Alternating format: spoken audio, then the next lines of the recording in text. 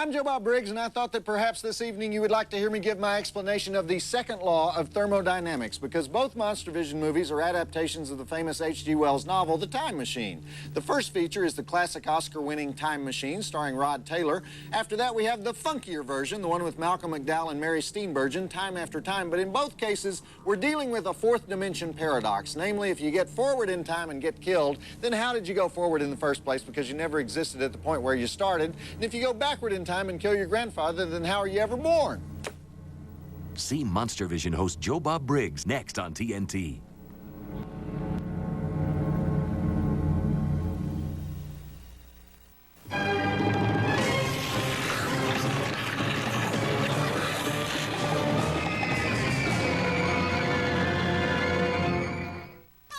All right, put on that rubber Bullwinkle life vest. It's time for the annual Joe Bob Briggs Summer Vacation Guide. And actually, before we start, I should mention that this is H.G. Wells night with not one, but two movies based on his classic novel, The Time Machine. First, The Time Machine, where Rod Taylor takes a little vacation on New Year's Eve, 1899, and goes 800,000 years into the future. And then Time After Time, where H.G. Wells chases Jack the Ripper in 1979 San Francisco. Okay. It's Memorial Day weekend, time to start planning your summer. Our first vacation destination is the General Elmo Randolph Lincoln Reservoir and Dam. This out-of-the-way fun spot just off State Route 22 south of Selma, Alabama is maintained by District 13, U.S. Army Corps of Engineers for your boating and swimming pleasure. But plan to stay an extra day or two for side trips to the vulcanized zinc pottery factory in Gastonberg, and of course the ruins of Old Junius. Now, the ruins date from May 23rd, 1957, which was the day the Corps first released water from the dam, and forgot that Junius, an 87-year-old mule skinner, was still sleeping in his prefab fishing shack located in a part of the floodplain they just forgot to mark on the map. So pay the $2 extra. I would recommend this for the glass-bottom boat ride, and look closely at the famous mystery window of Old Junius. Is that an eyeball or just a finger? Families have been arguing about it for years. Our second vacation spot is the long and slippery water amusement park. Now, you know that long stretch between Salina, Kansas and Lincoln, Nebraska? Right in here, the one where the kids always play the Let's Scare Daddy game? Well, you don't have to worry about that anymore. Just veer off right here on US 136, head over to Red Cloud, Nebraska, turn right at the Bo Diddley Pioneer Museum, and say to anybody on the street, "We're looking for Long and Slippery." And they'll take you to the world's most disgusting mudslide, courtesy of the Webster County Irrigation District, which opened for business in 1983 with the slogan, "Will Tucker the Little Suckers Out." Parents can stay next door at the Dirt Plaza, watch any cable movie free that has the word hookers in the title. And then my final suggestion would be, now this is only for your serious vacationers, but this is canoeing the Tiddaluk. Pack an extra thermos for this one. First, what you do is you head 400 miles north of Fairbanks, Alaska, up in this direction here. Take a left at Dead Horse. If you get all the way over here to the Beaufort Sea, you've gone too far. Ask for a guide named Nunchuck at the last liquor store on the Trans-Alaska Pipeline and tell him you're ready to shoot the Tiddaluk. Also say the following words: Joe Bob expects his. Don't worry what those words mean. It just means that you'll get the real Eskimo treatment. Okay, next week, Dude Ranches. And speaking of traveling, Rod Taylor is about to ride his little Santa Claus sled to the year 802,701, give or take, where a bunch of Aryan zombies are being bred for lunch by the ugly pus monsters who live underground, and nobody at home in 1900 will believe him, including his friends Mr. French from Family Affair and Wilbur from Mr. Ed. Or as Mr. Ed used to call him, Wilbur. Let's do the drive-in totals and get it started. We have 6 dead bodies, no breasts, cigar transport, Victorian scientist transport, millennial reveling, A-bomb stock footage, spontaneous lava flow, whitewater body surfing, talking bracelets, kung fu, Morlock foo. Those of you who have seen the movie, you know what that is. I give it about 3 stars. Check it out.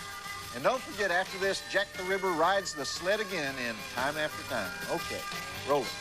Also starring Yvette Mimieux as a futuristic bimbo with a permanent wave. Is she a zombie, or did she just grow up in the 50s? You decide.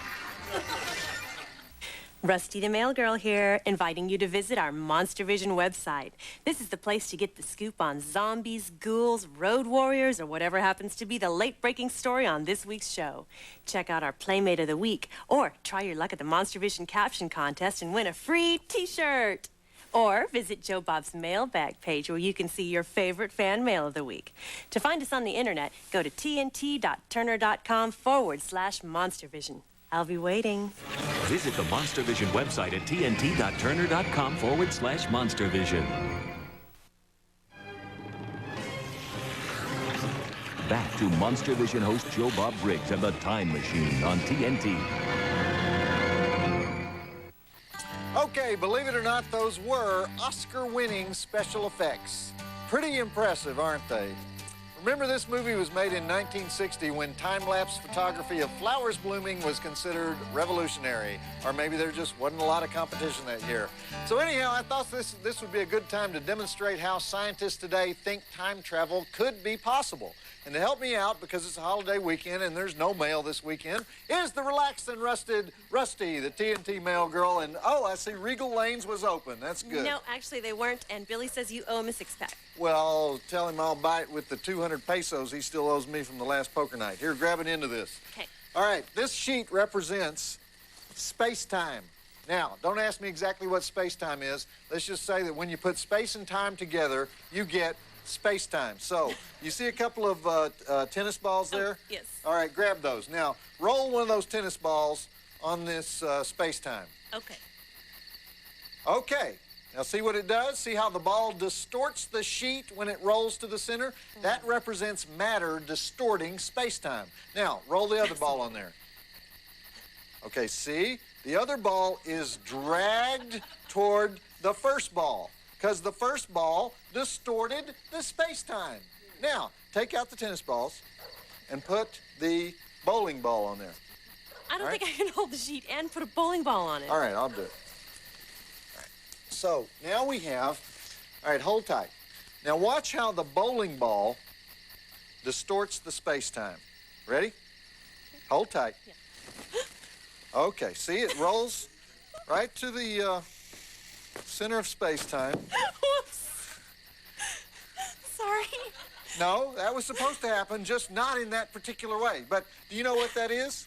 A hole? A black hole? Yes, it's a black hole, exactly. And if you look at it from the other side, what is it? It's a white hole, maybe even a wormhole. So now, a bunch of American and Russian scientists, they got together and they decided that if you use gravity to tow one mouth of the wormhole until it rests up against the other end, I'd say, well, go ahead, Rusty, take this. This represents the wormhole. Now, feed that through there. Feed that through the black hole. No, other way. Other way. You got to feed it through the black hole. Oh, all right. All right, don't think about it, guys. All right, feed it through there, and that a time traveler who jumped into one mouth would come out the other end of the wormhole at a different time, because time is the physical property of each wormhole mouth. So you see, this is the wormhole, this is the black hole, this is space-time. So see, there's a disparity in space-time between the two mouths. How do you use gravity to tow a hose? It's not a hose, it's a wormhole. I don't get it. Well, I'm glad I ripped up my bed sheet for this. This is a sheet off of your bed? Well, yeah. Oh, I need to go wash my hands right now. All right. Don't you want me to explain the granny paradox? No! Because there's just no sense of intellectual curiosity around here. It's because the granny paradox... Well, okay, we'll do that later. What would you do for a Monstervision t-shirt? Never mind, don't tell me I've already seen some of your propositions. Well, I'll make it easy for you. Try to win one through our Monstervision caption contest. All you have to do is make the six-headed jury laugh. To try, just go to tnt.turner.com/Monstervision. Go on, try it. And when you get your t-shirt, take a picture of yourself in it and send it to me. I'll put it where I put all my fan mail. And wouldn't you like to know where that is? Play the Monster Caption Contest and win a free t-shirt at tnt.turner.com/Monstervision. Back to Monstervision host Joe Bob Briggs and the Time Machine on TNT. Some more of those mind-boggling special effects in that last part. It's hard to believe this movie was made 40 years ago, isn't it? How do they do that thing with the mannequin changing clothes like that, you know? Are we supposed to believe that the place across the street remained a dress store for at least 100 years with the same mannequin in the same place? Okay. This flick was directed by George Powell, and 3 other movies that he produced got Oscars for special effects also. Destination Moon, When Worlds Collide, and War of the Worlds, which was another H.G. Wells story. George Powell is the guy who thought up the idea for Puppetoons, which were those cartoons made with stop-motion puppets. And he made a ton of those in the 40s. Then he got into the sci-fi invasion movies of the 50s. In fact, the flick we're watching now is full of that 50s paranoia, which is totally different from the book, but we'll get to that later because I don't want to give anything away. Okay, back to the flick. And by the way, shouldn't Rod Taylor have some kind of Victorian English accent in this? Sometimes he sounds English, and sometimes he sounds like he's from the Hoosier State or something. He's actually from Australia. He's like the Mel Gibson of the 50s and 60s. Kind of looks like Mel Gibson, too, now that I think about it. What's my point? I lost my point. Remember Rod Taylor in The Birds, though? Tippi Hedren had the hots for him, didn't she? And his name is Rod.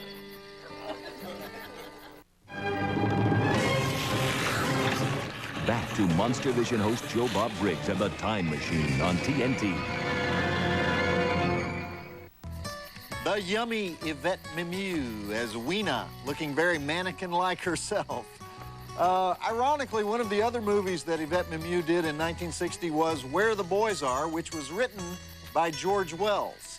And this movie was written by George Wells, H. George Wells. No relation. So you know what that is?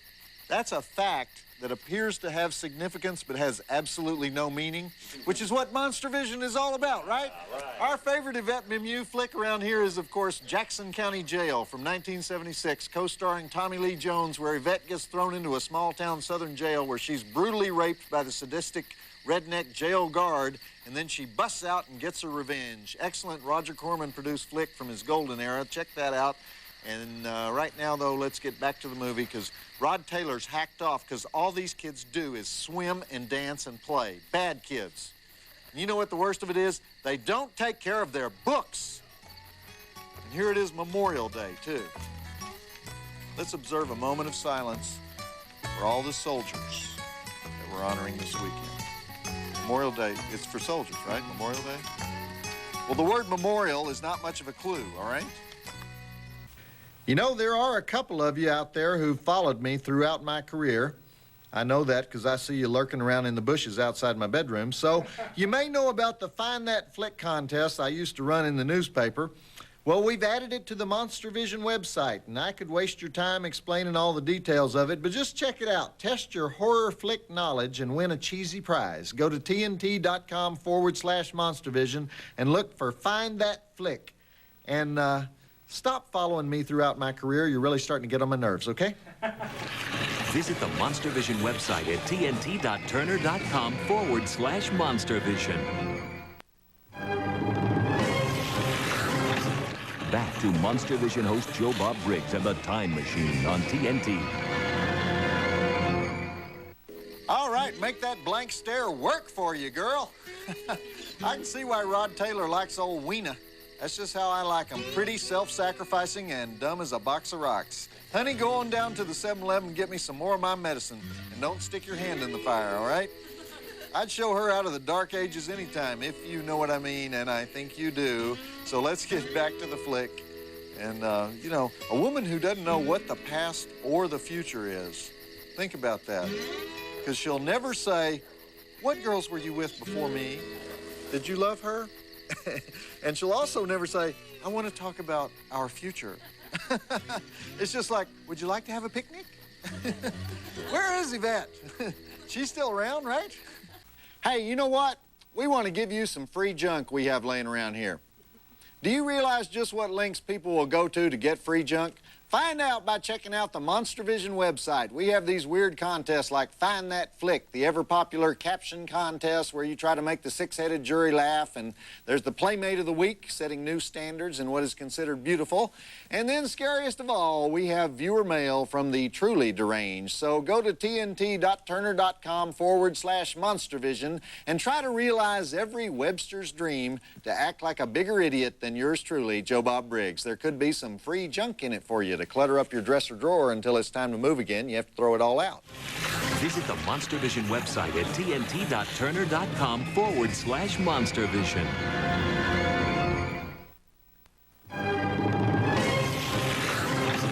Back to Monstervision host Joe Bob Briggs and the Time Machine on TNT. So basically, Rod Taylor wants them to start another war. Is that about right? See, now that we got a little plot out of the way, I can talk about how they changed the story for the movie. The first thing you have to remember is that H.G. Wells was writing in the 1890s, about a generation after Dickens, and he was a socialist sympathizer because all around him he saw the working classes being exploited and starving and working long hours, living in terrible housing conditions. Meanwhile, the rich industrialists and the people of leisure were living large. So H.G. Wells wrote this as a satire where the Eloi are the descendants of the leisured classes, who have become these brainless zombies who die young, and we'll see why in a minute. And the Morlocks are the descendants of the working classes who were driven into underground factories, but who now prey on the Eloi at night. But when they made the movie in 1960, they updated it, right? They dropped the whole class thing. They said that people choose whether to go underground or above ground, and they put all that war stuff into it. So, see, this was at the peak of the Cold War, right after the Cuban Missile Crisis, right after the McCarthy era, when all the sci-fi flicks were about, like, invasions of giant red ants and stuff, you know, representing the commies. And, of course, in this flick, the attacks in the near future come from atomic satellites, or Sputniks. And the Eloi are like the rebellious youth of the era, you know? So, hedonists that need to be whipped into shape to defend their country. And the women, represented also by the mannequin and the housekeeper, are supposed to dress nice and get dinner on the table, so the feminists hate this flick almost as much as the liberals do. And I'm ruining the movie again, aren't I? All right, I'll shut up. Go. Oh, and you know what else makes them mad? In the book, the Sphinx is white, but in the movie, the Sphinx is brown. People write whole academic papers on that one. We have one in the file. I read it. It came out a few years ago in the Quarterly of the Salisbury State University. Not to be confused with the Salisbury Steak University. They don't write a lot of papers there, but... Think you're funnier than Joe Bob? Who isn't, right? But can you prove it? Then enter the Monstervision Caption Contest and try to make the six-headed jury laugh. And no, I'm not one of the heads. What do you win if you slay them with your caption? How about this incredibly collectible t-shirt? To play, go to tnt.turner.com/Monstervision and look for the Caption Contest link. And may the best man, woman, or mutant win. Everyone's eligible. Oh, except Joe Bob. We've heard enough from him, don't you think? Play the Monster Caption Contest and win a free t-shirt at tnt.turner.com/Monstervision.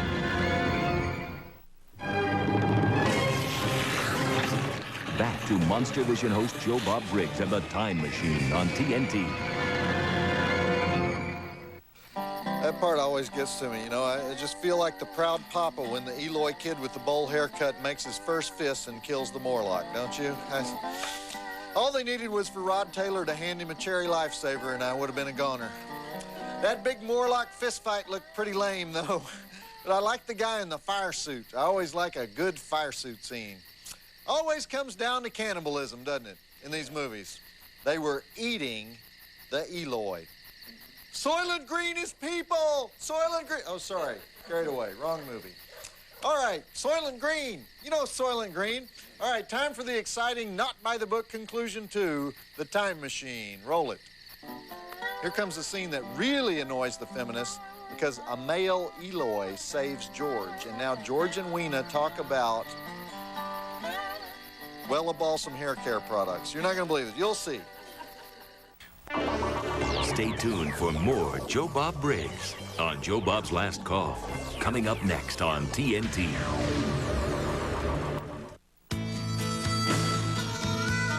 And now, Joe Bob's Last Call and Time After Time on TNT.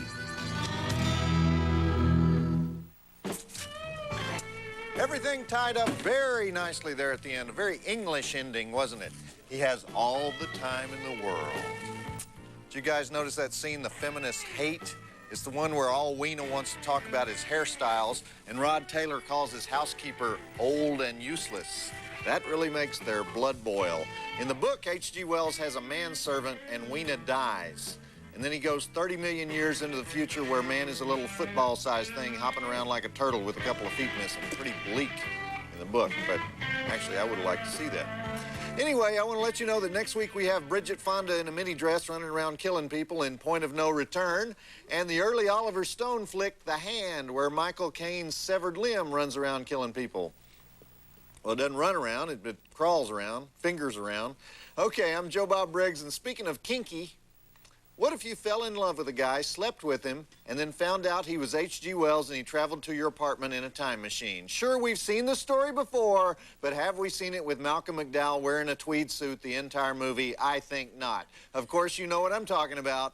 Time after time, the story of what would happen if Jack the Ripper escaped the London police by jumping into his friend H.G. Wells' time machine and zapping himself to modern-day San Francisco, where one more serial killer is no big deal. Sounds like a comedy, right? But it's not exactly. This is actually one of the strangest movies ever made, which is why I kind of like it. It came out in 1979 and has built a little bit of a cult audience. And I don't want to tell you a lot more about it, except to say it's very well written. It's written and directed by Nicholas Meyer, who did the same kind of movie when he made The 7% Solution, the one where Sigmund Freud meets Sherlock Holmes. And he also did Star Trek II, The Wrath of Khan, which we showed here a few weeks ago. Gone! Gone! What? Why do I do that? I blew out all my vocal cords doing that last time when we had the movie on. And Nicholas Meyer also wrote Fatal Attraction. So anyhow, let's take a look at those drive-in totals. We have 5 dead bodies, cheesy time travel effects, pedestrian flipping, neck slashing, 1 motor vehicle chase. Not a whole heck of a lot of numbers here because it's one of those talky flicks. They talk a lot in this movie. 3.5 stars. Check it out, and I'll be sitting right here the whole time kibitzing as you watch the movie. Okay, roll it. What does kibitzing mean? It's a Jewish thing, right? I didn't just say something disgusting, did I? I'm not going to get a call Monday morning. Why did you tell people you were kibitzing during the movie? That's outrageous. Keep your kibitz where it belongs. What would you do for a Monstervision t-shirt? Never mind, don't tell me I've already seen some of your propositions. Well, I'll make it easy for you. Try to win one through our Monstervision caption contest. All you have to do is make the 6-headed jury laugh. To try, just go to tnt.turner.com/Monstervision. Go on, try it. And when you get your t-shirt, take a picture of yourself in it and send it to me. I'll put it where I put all my fan mail. And wouldn't you like to know where that is? Play the Monster Caption Contest and win a free t-shirt at tnt.turner.com/Monstervision. This TNT presentation is brought to you by Valvoline. You can always tell the guys who use Valvoline.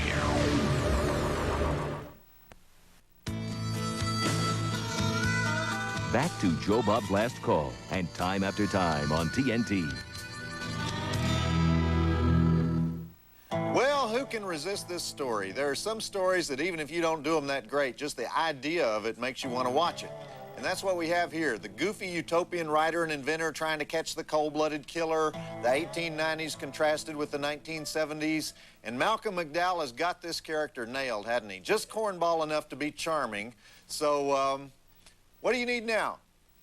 You know what you need now. You need H.G. Wells being overwhelmed by the 20th century in funny ways. You knew these scenes were coming, right? So, back to the film.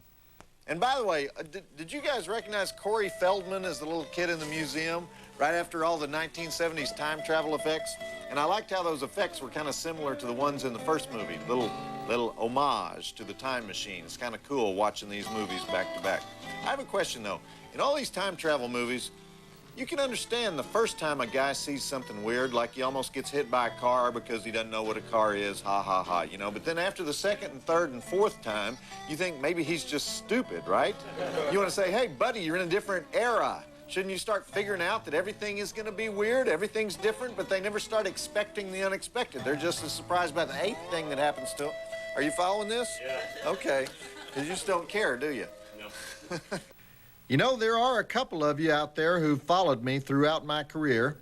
I know that because I see you lurking around in the bushes outside my bedroom. So you may know about the Find That Flick contest I used to run in the newspaper. Well, we've added it to the Monstervision website, and I could waste your time explaining all the details of it, but just check it out. Test your horror flick knowledge and win a cheesy prize. Go to tnt.com/Monstervision and look for Find That Flick. And stop following me throughout my career. You're really starting to get on my nerves, okay? Visit the Monstervision website at tnt.turner.com/Monstervision. Back to Joe Bob's Last Call and Time After Time on TNT. Mary Steenburgen was cute in 1979, wasn't she? Not that she's not cute today, but she had that charming bubblehead thing going for her, that dippy shop clerk number. Even though she's supposed to be a liberated woman and everything, later on she became a serious actress. Why do they all do that? I hate that when they do that. I'm actually liking this movie, so does that make me a nerd to like this movie?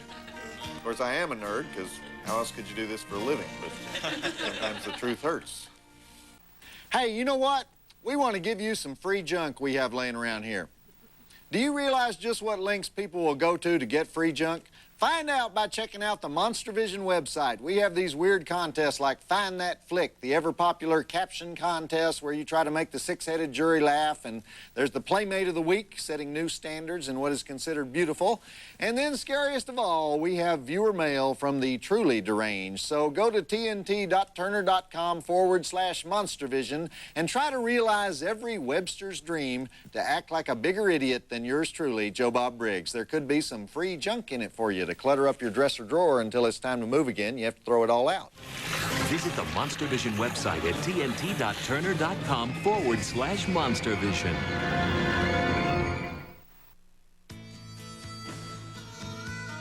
Back to Joe Bob's Last Call and Time After Time on TNT. Now that's good writing. When Jack the Ripper says to H.G. Wells, "The future is not what you thought, it's what I am." That's a great scene. Some good old 70s America bashing. It worked then and it works now. You can occasionally do a movie about how everything's getting better and boy, won't things be wonderful in the 21st century, but 99% of the time the audience wants to hear how we're deteriorating and dying and becoming more and more miserable with each passing year. We love that, don't we? It's making me giddy just thinking about how awful things are going to be and how much worse they're going to be next century. And with every passing day, we're all getting older and uglier. And the second law of thermodynamics says that the skin on our faces and the very molecules that make up our bodies are flaking away, falling apart, becoming a little pile of pus that will one day be cosmic ashes in a universe where the Earth doesn't exist anymore. Okay, well, back to the movie. Actually, there was one thing I thought of that the writer didn't. You know when the two of them are on the bridges and David Warner doesn't know which way he should go? All he had to do was duck down. And Malcolm McDowell wouldn't have been able to see him, right? All right, I know you guys are just thinking about your faces flaking away. Sorry about that. Sometimes that happens to me. Back to Joe Bob's Last Call and Time After Time on TNT. Well, aren't they chattering like a chipmunk after a double espresso? Movie's kind of talky, don't you think? Obviously, Mary Steenburgen and Malcolm McDowell forgot Calvin Trillin's first rule of dining: never eat in a restaurant that's more than 100 feet high and revolves. And normally I'd have a hard time believing that Mary was actually falling in love with Malcolm, except that while they were making this movie, the two of them did fall in love, and they eventually got married. Just a little Time After Time trivia to kill some time before we get back to the movie right about now. Didn't I see Mary on TV with Ted Danson, though? Isn't she married to Ted Danson now? I don't keep up with my Inquirer like I should, but Malcolm McDowell, Ted Danson. That's a big ship. Malcolm, Ted. She traded in Malcolm for Ted. Then they charged the network about, I do remember this, they charged the network about $8 zillion so they could be in a sitcom together, her and Ted. Inc. Remember that? That thing hit the water like Rush Limbaugh doing a swan dive, didn't it? Flopperoonie. Should have been called Red Ink. Think you're funnier than Joe Bob? Who isn't, right? But can you prove it? Then enter the Monstervision Caption Contest and try to make the six-headed jury laugh. And no, I'm not one of the heads. What do you win if you slay them with your caption? How about this incredibly collectible t-shirt? To play, go to tnt.turner.com/Monstervision and look for the Caption Contest link. And may the best man, woman, or mutant win. Everyone's eligible. Oh, except Joe Bob. We've heard enough from him, don't you think? Play the Monster Caption Contest and win a free t-shirt at tnt.turner.com/Monstervision.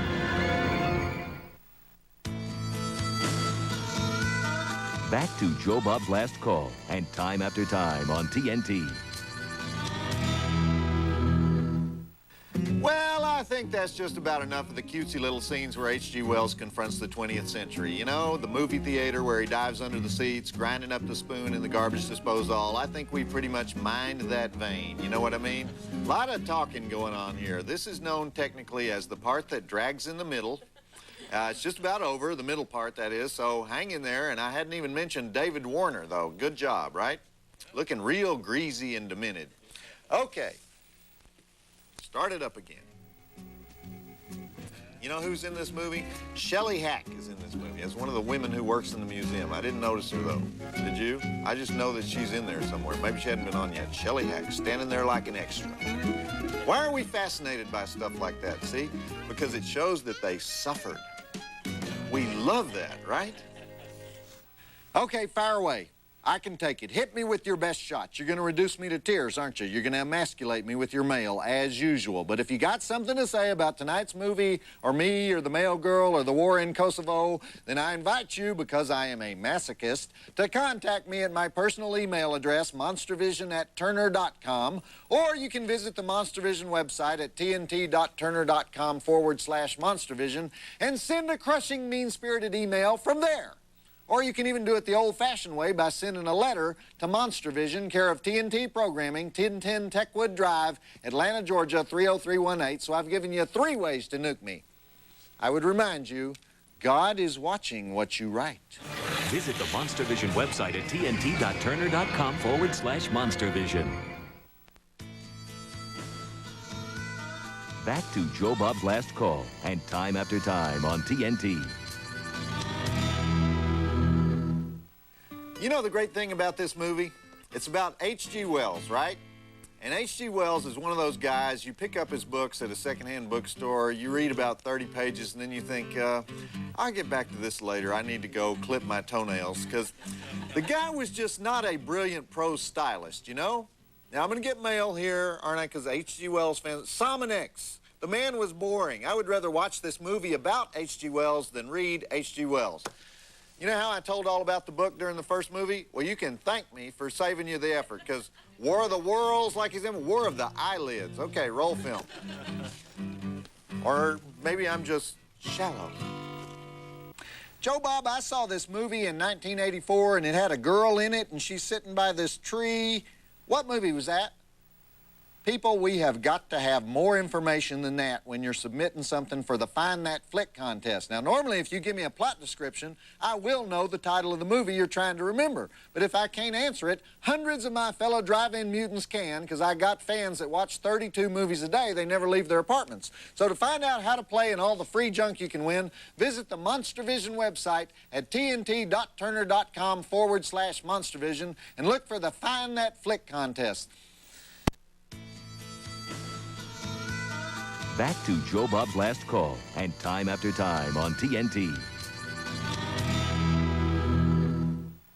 I wonder if H.G. Wells really said that. The first man to raise a fist is the man who's run out of ideas.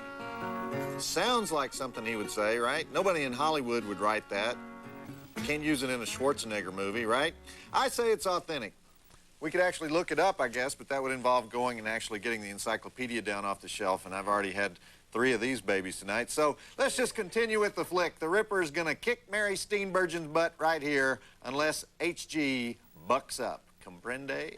I thought so. We should have more of these intellectual theme nights, because it feels like, I don't know, it's like taking mushrooms or something. You know, very 60s. I missed the whole mushroom thing. You know, by the time I got there, they were eating arugula. Rusty the Mail Girl here, inviting you to visit our Monstervision website. This is the place to get the scoop on zombies, ghouls, road warriors, or whatever happens to be the late-breaking story on this week's show. Check out our Playmate of the Week, or try your luck at the Monstervision caption contest and win a free t-shirt. Or visit Joe Bob's mailbag page where you can see your favorite fan mail of the week. To find us on the internet, go to tnt.turner.com/Monstervision. I'll be waiting. Visit the Monstervision website at tnt.turner.com/Monstervision. Back to Joe Bob's Last Call and Time After Time on TNT. H.G. Wells driving a Honda trying to save the life of the woman he loves. How much better does it get? You know something I never understood about time travel, though? Let's say you start in 1890 and you go to 1979 and you kill some people. And then you go back to 1890 and you live 10 more years and you die in 1900. Who killed those people? I mean, when you die, does that mean the people start living again, only it's 10 years later for them? Or let's say the people in 1979 travel back to 1880 and they kill him at the same time that he's traveling to 1979 and killing them. They cancel each other out. But they weren't home when they were killed. They were in the wrong century. They were killed sort of like on voicemail. You guys following this? Because time travel messes with your brain, you know? What if you go backwards in time and kill your mother? You'd be committing suicide? Or if you traveled back to before you were born, but you were alive as a sperm cell only, what about that? You guys have no intellectual curiosity. I can't believe it.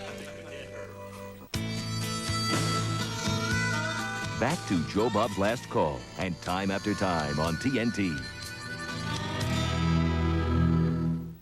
All right, H.G. Wells and time travel. That was our theme for this evening. This is one of our theme nights, the crack TNT programming department. They live for events like this. They say, hey, here's 2 movies on the same subject. Let's show them back to back. People will want to see the same thing for 4 hours. So that's how we end up with The Time Machine, followed by Time After Time.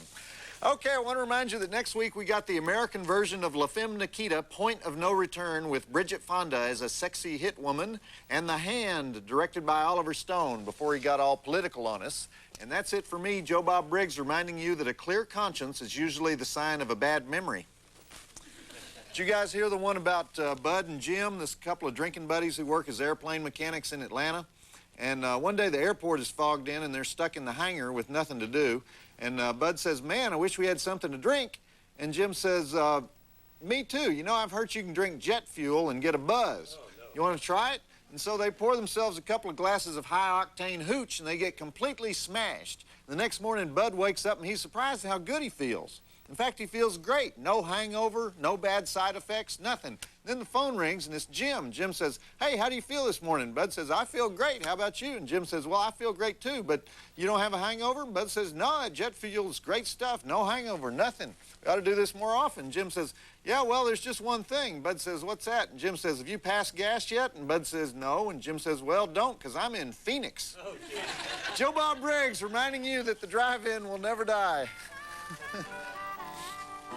There's this drunk driving through the city, and his car is weaving all over the road, and the Irish cop pulls him over, and the cop says to the driver, so where have you been? The drunk says, I've been to the pub. The cop says, well, looks like you've had quite a few. And the drunk says, well, I did all right. The cop says, well, did you know that a few intersections back, your wife fell out of the car? And the drunk says, oh, thank goodness. For a minute there, I thought I'd gone deaf.